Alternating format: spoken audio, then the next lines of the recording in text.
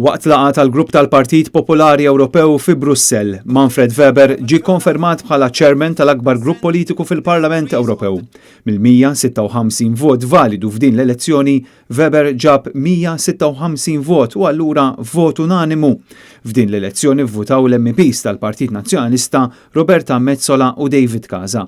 Manfred Weber huwa l-kandidat tal-Partit Popolari Ewropew biex ikun il-President tal-Kummissjoni Ewropea li jmiss.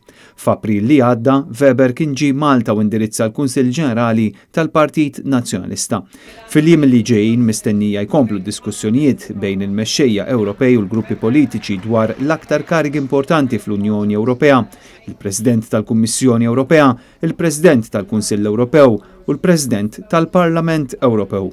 Intant is-sit elettroniku tal-Euronews fl-aħħar sigħat irrapporta illi l-Partit Ungeriż Fidesz lest jappoġġja lil Manfred Weber sabiex ikun hu il-President il-ġdid tal-Kummissjoni Ewropea, żvilupp illi qed ikun meqjus bħala kruċjali anke fl-isfond tal-fatt illi llum il-ġurnata l-Fidesz ta' Viktor Orban m'għadhomx parti mill-Partit Popolari Ewropew, iżda xorta qed jappoġġjaw lil Weber.